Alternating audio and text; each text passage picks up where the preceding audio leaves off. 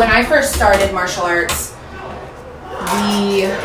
our classes were mixed, so it didn't matter if it was your first class or your 5,000th class, like you all did the same exact thing. So my first memory is like old school martial arts. You were doing flying side kicks, you were doing jump back kicks on your first day, if you can imagine. Yeah. And you didn't have to have a uniform, so you were, and like I wore sweatpants and a sweatshirt.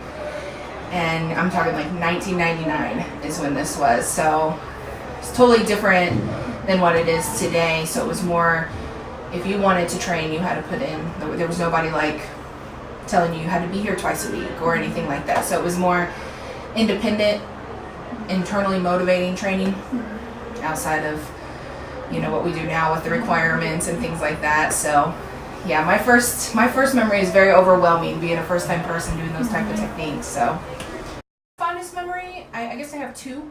My first one that kind of changed my life was when I failed one of my black belt tests.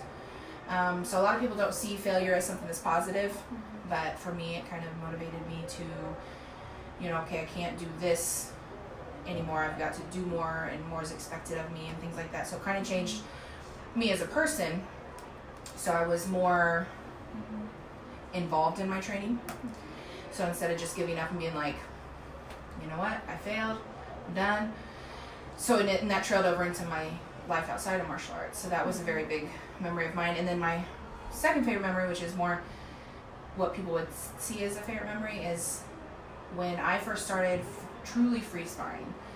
And you do it all through ranks anyway. But when I took it seriously and was committed,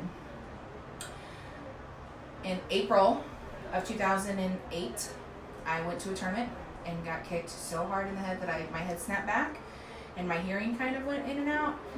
And I lost that match horribly. And I knew that was it that was not going to happen again. So I trained every single day, literally free sparred 7 days a week. Some days I was sparring 6 hours a day, just kind of depended on how much time I had. 6 months later, I went to a tournament in Ohio, and I fought the girl who hurt me pretty bad in that tournament, her teammate, and ended up knocking her teammate out. So that was a big fond memory of me, is that growth that I had, you know, in martial arts, and just proving that, you know, it's not just about how much time you put in, it's also about your effort. So thanks. We got married here, you know, just surrounded by the best people, and my mentors are amazing, and I get to meet some of the top martial artists in the world and train with them. So, you know, being a part of Level 10 opened a lot of doors, but being on staff and being an instructor, you know, meeting my best friend, it kind of opened up like my whole life. My whole life's changed because of it.